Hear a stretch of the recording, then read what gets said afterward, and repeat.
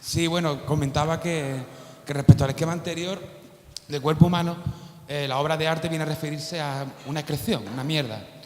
Entonces, claro, la historia del arte sería la historia de esas mierdas que se van dejando, ¿no? No, es que ha hecho una descripción. Sí.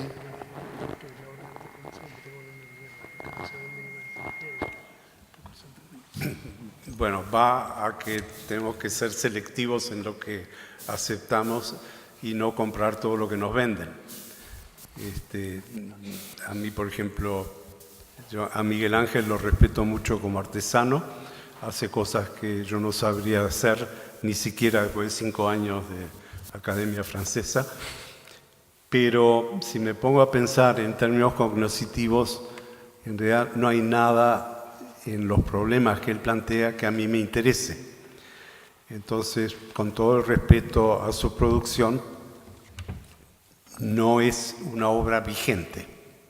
Y es en ese sentido que me parece, por ejemplo, que hay que enseñar la historia del arte del presente hacia el pasado para que podamos dilucidar qué cosas estamos proyectando y qué cosas están en la obra, qué cosas sigue vigente y qué no, y ser conscientes de que es un proceso digestivo de cuál queda.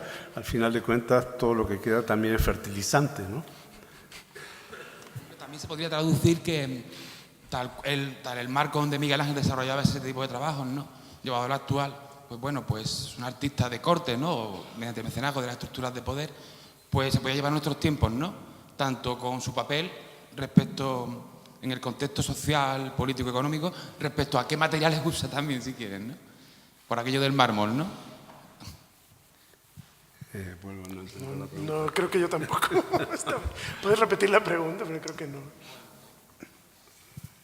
Sí, bueno, la figura de Miguel Ángel, históricamente, ¿no? Respecto a que es anacrónico, ¿no? Lo que viene a decir, creo, ¿no? ¿Vale? Entonces, el papel que tiene Miguel Ángel, el contexto sociocultural, que todos conocemos, no voy a hablar yo de historia ahora de Miguel Ángel, pero se podía llevar a nuestros días, ¿no? Esa misma figura, ese mismo papel, ¿no? En la estructura en la que él ejercía su obra, desarrollaba su trabajo.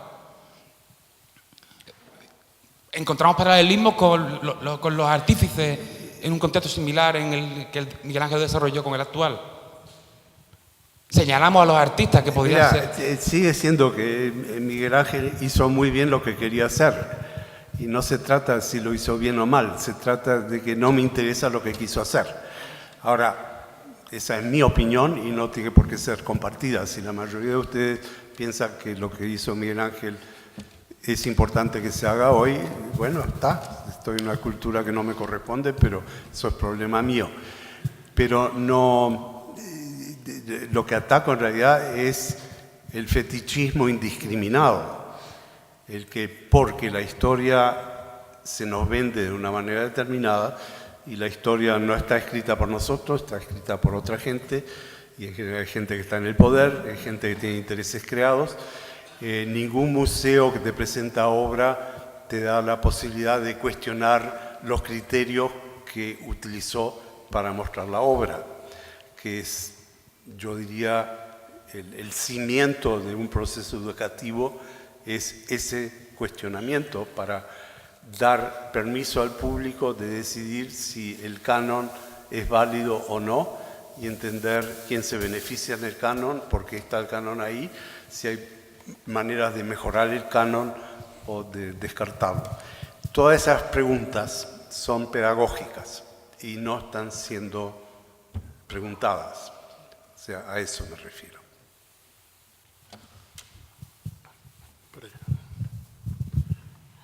Muy interesante su presentación, muchísimas gracias. A mí me gustaría hacerle, digamos, 2 o 3 preguntas muy concretas.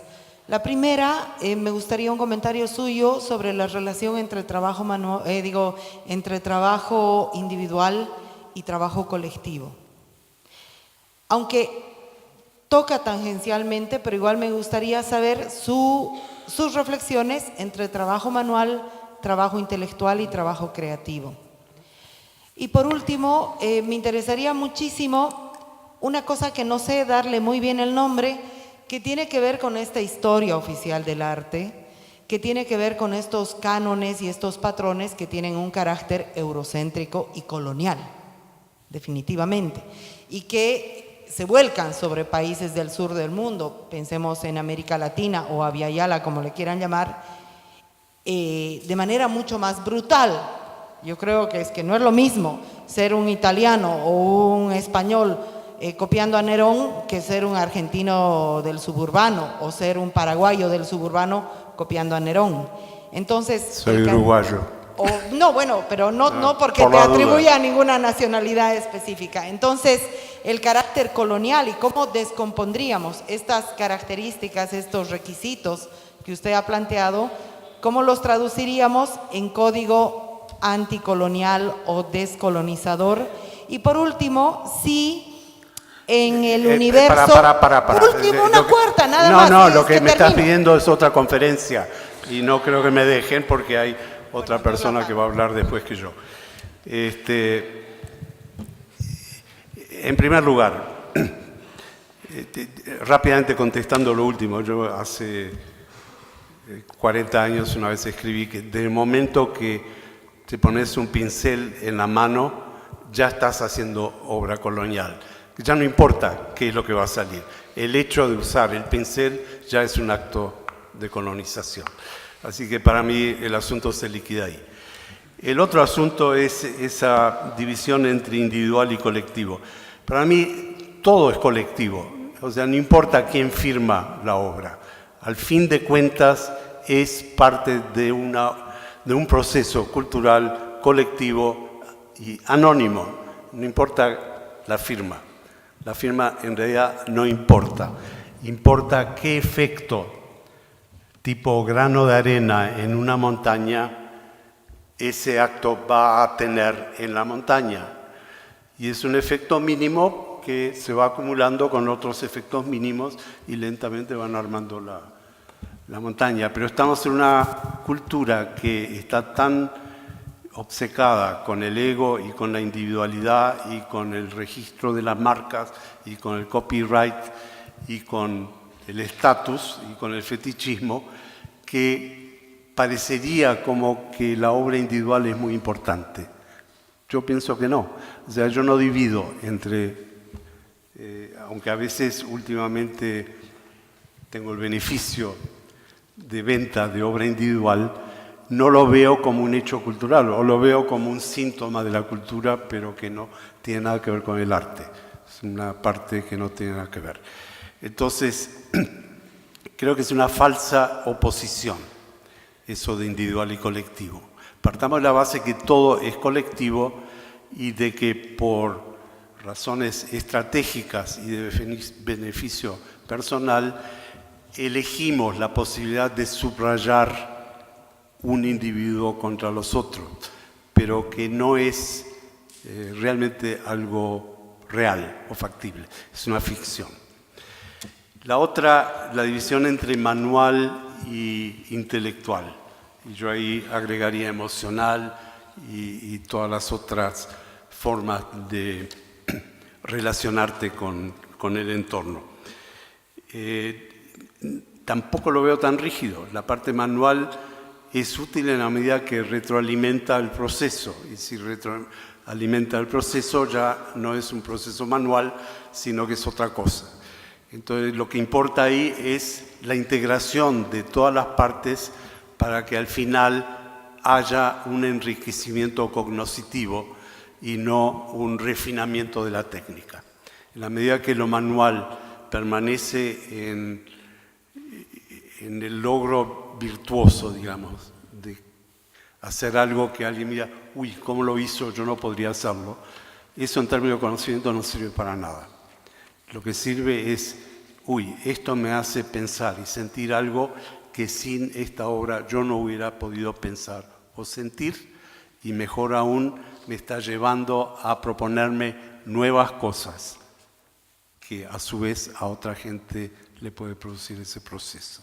Esa es la parte interesante del arte. Entonces, no caigamos en la clasificación de categorías rígidas porque oscurecen la situación, no la aclaran. ¿Otra más? Por acá.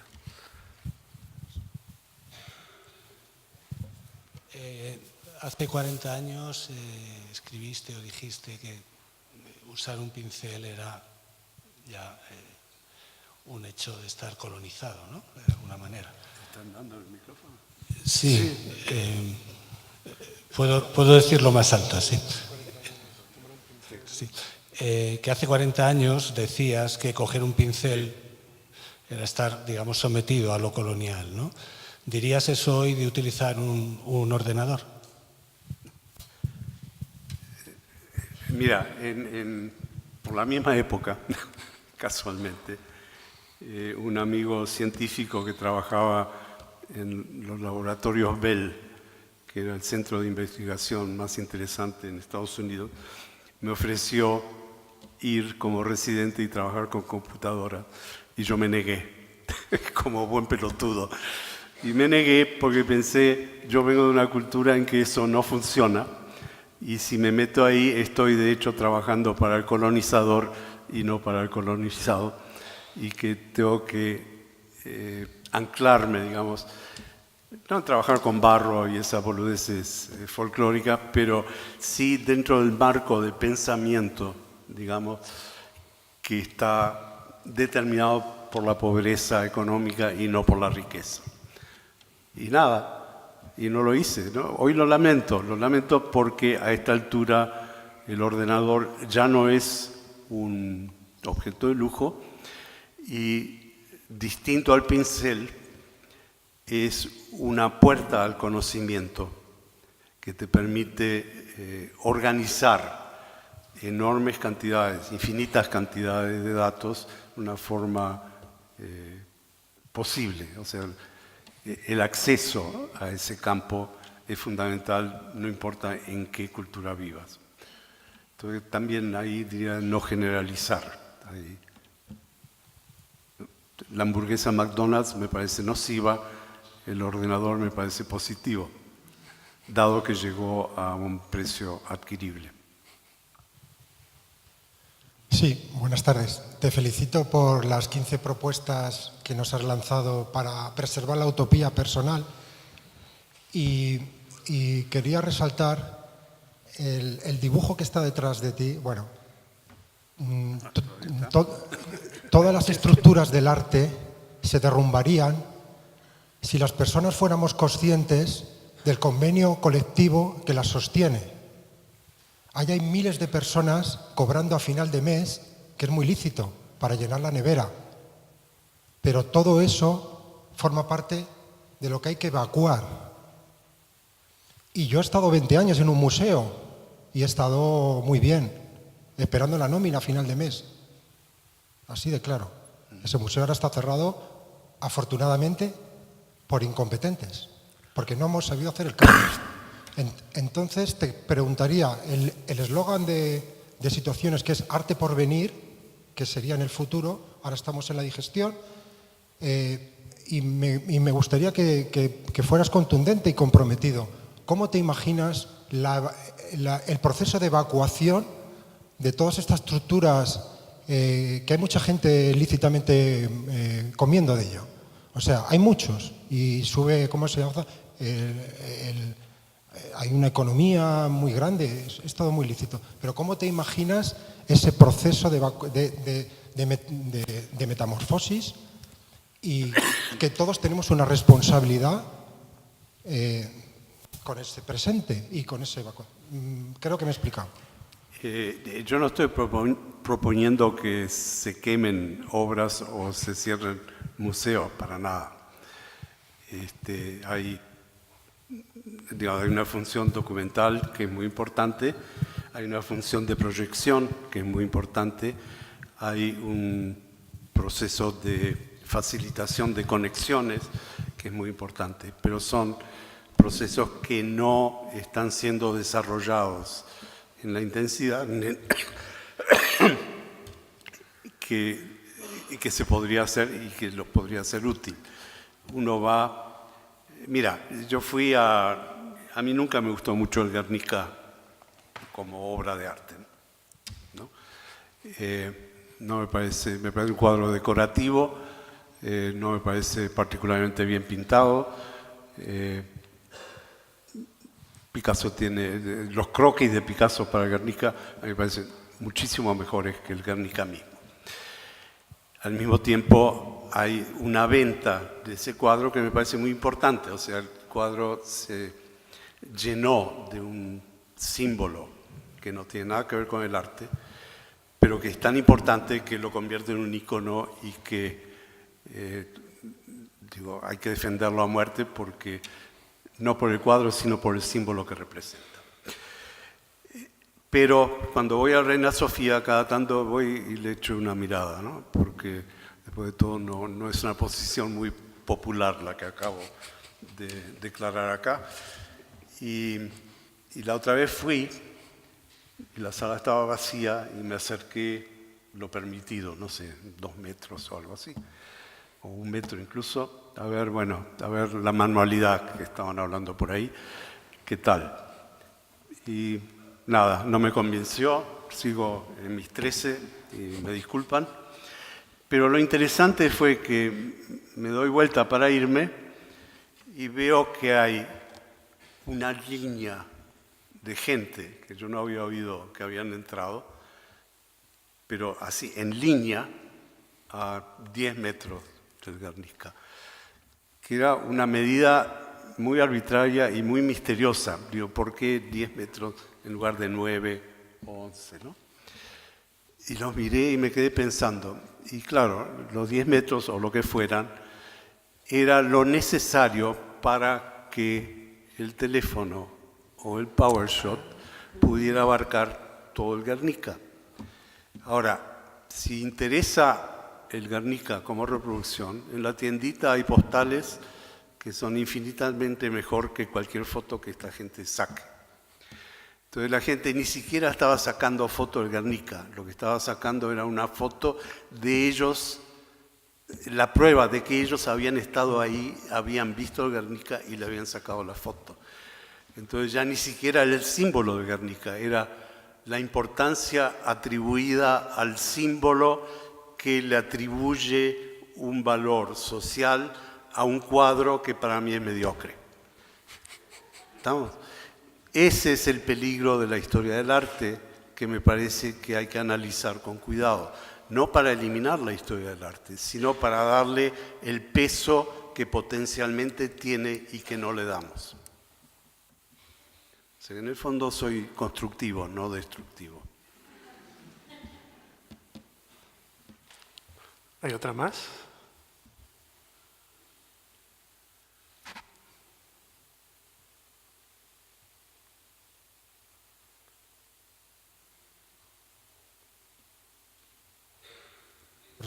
En tu respuesta anterior sobre el ordenador, me ha sorprendido que no incidieras en el hecho de que además de ser una herramienta de conocimiento, es también una herramienta de control.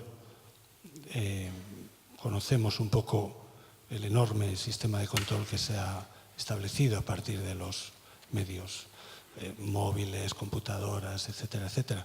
Me ha sorprendido que no entraras también en el lado oscuro de la fuerza.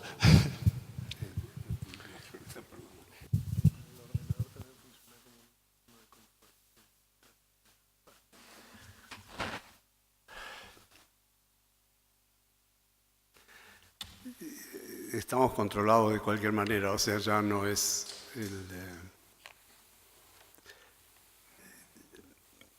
no sé cómo contestarte. Estamos a una escala que nos supera y no creo que la respuesta sea ludista de empezar a romper ordenadores. La respuesta ahí está más bien, en este momento Google fundamentalmente te hace consumir algoritmos. Y en ese sentido el consumo pasó de la unidad de información a un sistema de órdenes que organizan la información. Y a mí me parece peligroso eso. O sea, una buena pedagogía te enseñaría a crear tus propios filtros y sistemas de algoritmos para trabajar con la infinidad de información que está ahí. Pero es una batalla que no sé si se puede ganar, ni siquiera por educación. Llega un momento en que si todo el dinero está acumulado en un 1% de la gente, no sé cuál es la solución. No es quemar el dinero, obviamente.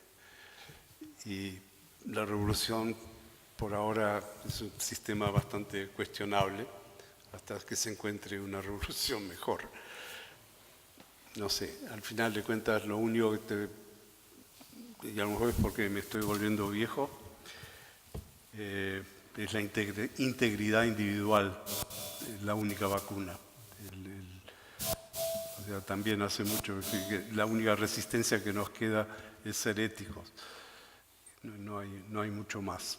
En la medida de marcar una ética clara, por lo menos no puede ayudar a desmitificar cosas, a desfetichizar cosas, a equipar a otro individuo a tener cierta salud mental. Pero la solución rápida no existe. Como yo también me estoy haciendo viejo, estoy de acuerdo contigo en lo de la ética, pero quiero llamar la atención también a que, igual que el pincel en su momento fue la herramienta de dominación y nos estamos liberando de ella, yo soy bastante optimista, precisamente porque creo que a través de la educación, no de la enseñanza, sino de la educación, es como nos vamos liberando de esos sistemas. Caemos en otros, pero ahí es donde está la ética, ¿no? Sí, pero si mantenés la distancia crítica, por lo menos sabés lo que estás haciendo. Yo tampoco creo que haya que quemar los pinceles o que haya que prohibir la pintura. Lo que hay que lograr es cómo reactivar el instrumento para nuestro beneficio. Y hay gente que lo hace. ¿Hay más? Si no, yo acaparo. Además hay un peligro ahí, porque si el ordenador hubiera sido inventado en Uruguay, ¿no? Es un ejemplo, se me ocurre así arbitrariamente, o decidiríamos que el Uruguay es un país imperialista, colonialista, que está dominando el mundo, o diríamos no, es un producto que viene de la periferia y es útil para todo el mundo. Así que también ahí hay que tener un poco de cuidado, ¿no?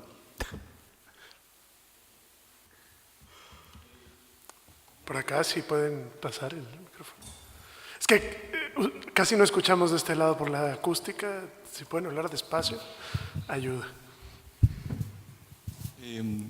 Que solo si se te viene alguna idea, que hemos hablado mucho quizás de las obras que no propician el panorama que propone la charla. Quería preguntar si es que hay alguna obra fundamental o algunas experiencias artísticas que tú crees que sí lo propician.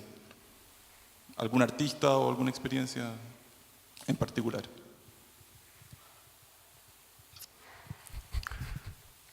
Por razones obvias, a mí me interesa más Duchamp que Picasso o que Matisse, ¿no?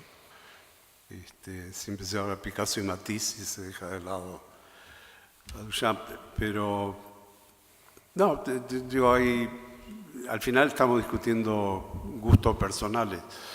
A mí me gusta Magritte y me gusta porque es un pintor mediocre y usa la mediocridad en una forma perfecta para hacer lo que quiere, y si pintara mejor los cuadros serían un desastre, y si pintara peor serían un desastre. Entonces que el tipo haya encontrado el punto preciso, que es muy chiquito, y se mantenga ahí, a mí me parece un ejemplo fenomenal. Y es un ejemplo cognoscitivo, o sea, es un ejemplo de relacionar toda la configuración del proceso artístico en una forma integral y no permitir que ninguna parte predomine. Y en ese sentido quizás sea más interesante que Duchamp. Pero también es una pregunta difícil de contestar porque hay artistas que juegan juegos creados y lo juegan muy bien, como Rembrandt o Velázquez. Y hay artistas que crean juegos, como Duchamp, o como Brothers, que viene de Duchamp, o como Magritte. Y entonces, a mí personalmente, por cómo soy, me interesa más el creador de juegos que el buen jugador. Pero es una decisión personal y no quiere decir que uno sea mejor que el otro.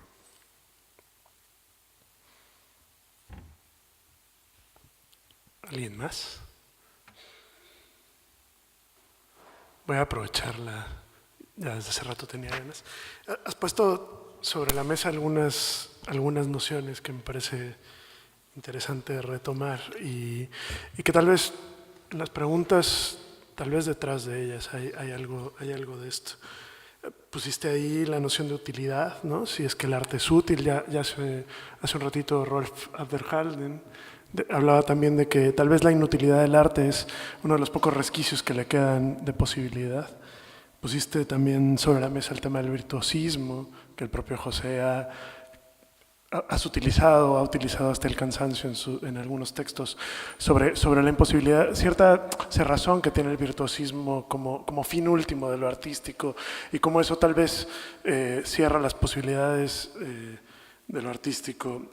Incluso la técnica, que la has puesto no afuera, sino más bien como en un lugar donde la técnica es algo para ser apropiado, ¿no? Ahora lo decías de Magritte, aprovechar la mediocridad de su propia pintura para entonces crear otra cosa, ¿no? O investigar sobre otra cosa. Y bueno, ahora he puesto la palabra investigación, que tú dijiste inquisidor o un creador inquisitivo, pero bueno, tal vez tiene que ver con la investigación. Yo preguntaba hasta qué punto, porque este es un problema que enfrentamos quienes también participamos en este tipo de formaciones, hasta qué punto no estamos ante un problema de tiempo, donde también no es solo un problema de quienes enseñan, sino también de quienes aprenden de la propia institución, de toda una lógica que busca un tiempo de lo útil, un tiempo donde el producto tenga cierta éxito, calidad, etc. Yo casi pienso que lo que propones tiene más que ver como con estructuras temporales, digamos, con estructuras donde por un tiempo nos podemos dar ciertas oportunidades dentro de estructuras mayores que difícilmente permiten darnos el tiempo para los 15 puntos que planteas. Y que en última instancia tiene que ver como con cierto lugar de empoderamiento del aprendizaje, ¿no? Como con cierto lugar donde el problema no está en el pincel, sino en qué hago con él, ¿no?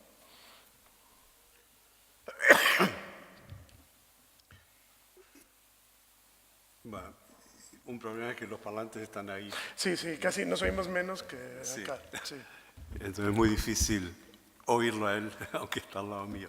Sin micrófono sería más fácil.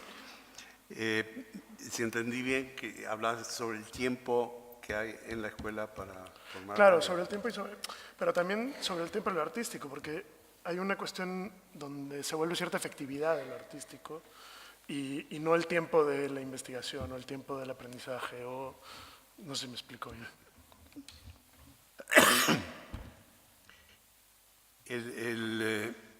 El llevar al estudiante a hacer preguntas interesantes no es algo que necesite mucho tiempo. Lleva más tiempo el evitar que el alumno haga preguntas interesantes. Entonces, todo el sistema educativo en realidad está armado en las escuelas tradicionales en entrenar las habilidades pequeño-motrices para que respondan correctamente a lo que querés hacer, sin entrar en lo que querés hacer. Y ese entrenamiento lleva tiempo y lleva posiblemente más tiempo que los 5 años alocados por la institución. Entonces, tampoco es tan útil.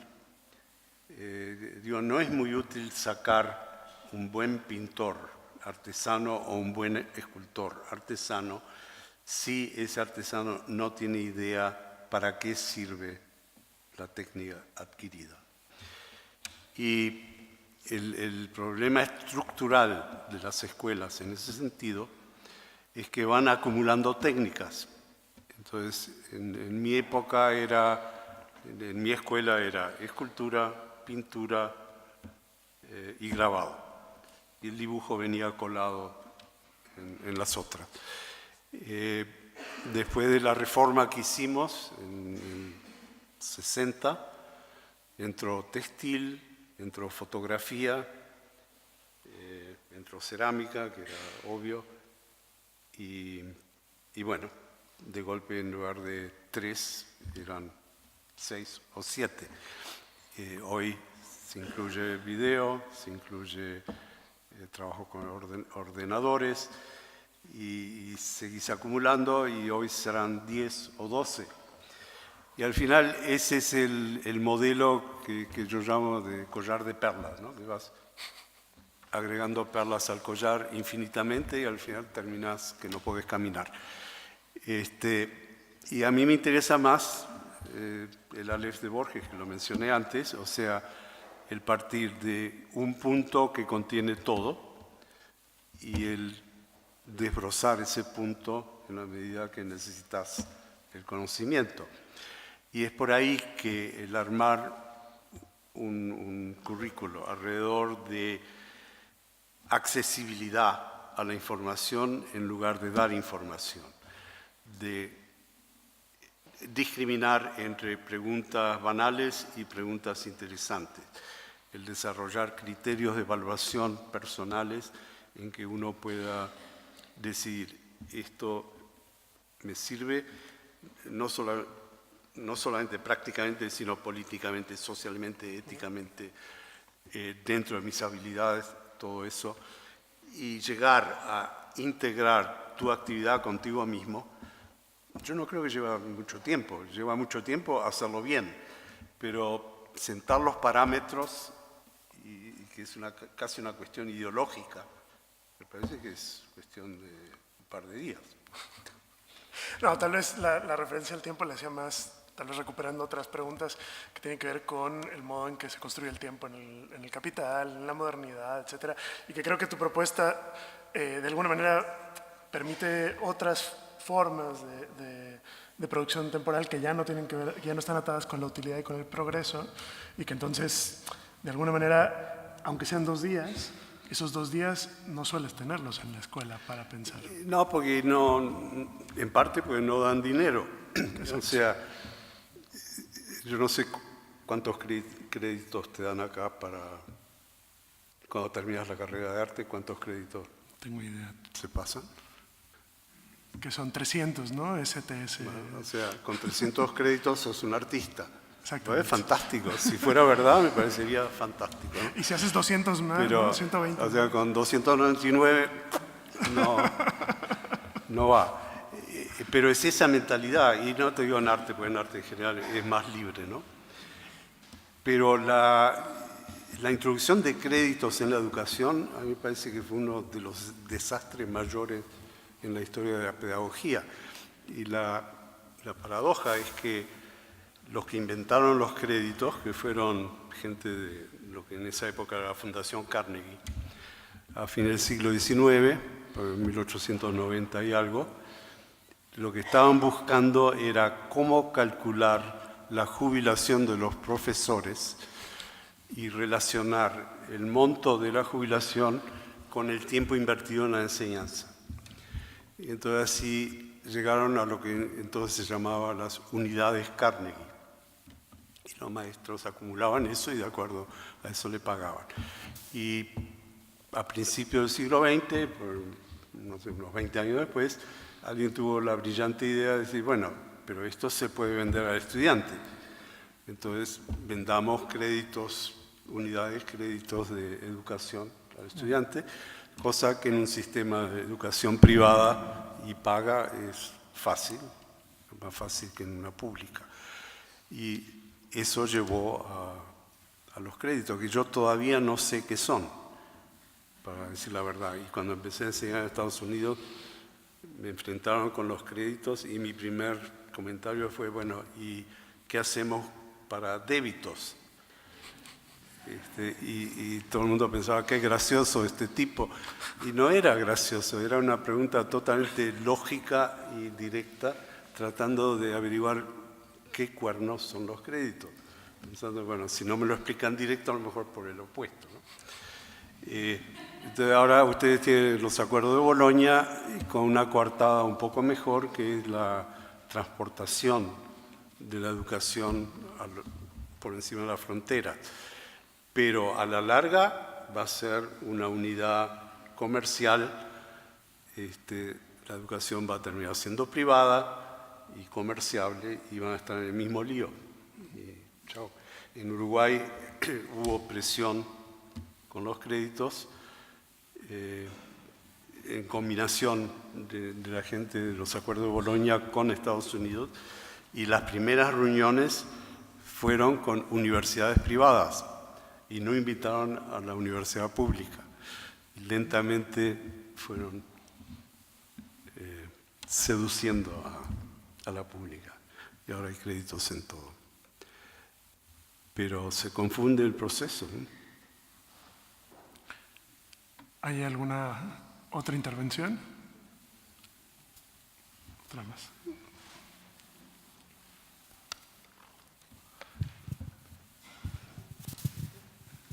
Ya que le tenemos aquí. Me reprochan que hable mucho, pero nadie habla. Entonces, ya que te tenemos aquí, yo solamente puntualizar una cosa. ¿Qué es la diferencia importante, ¿no? Esos 300 créditos no te hacen artista, te hacen graduado. Es distinto. Yo creo que es la diferencia entre las escuelas de arte tradicionales y lo que es la incorporación universitaria. Es decir, no creo que todo el mundo que venga, desde luego, a nuestra facultad quiere ser artista, ni lo pretende, ¿no? Te permiten luego enseñar a otra gente a gastar 300 créditos para tratar de ser un artista y terminar enseñando. No, lo que te permiten es acceder a toda una serie de informaciones y a toda una serie de experiencias, y yo creo que lo que hay que defender es que eso sea público.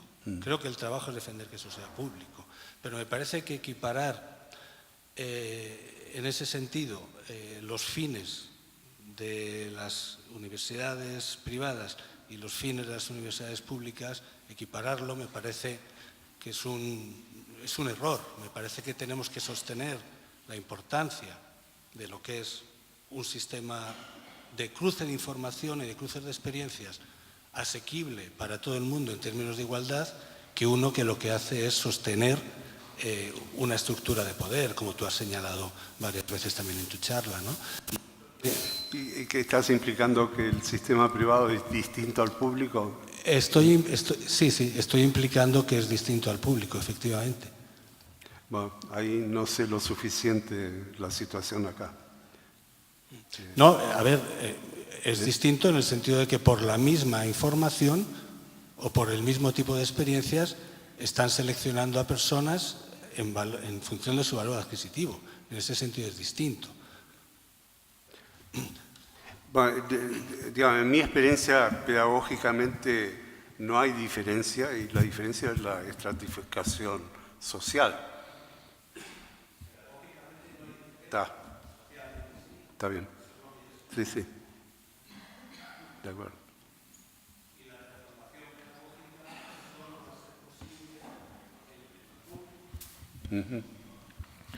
Bueno, yo creo que vamos a tenerlo que dejar acá para que haya tiempo de ir a la siguiente actividad y descansar. Pues gracias, Luis, en nombre de todos, por esta conferencia que no fue nada conservadora y más bien bastante provocadora de lo que viene. Gracias.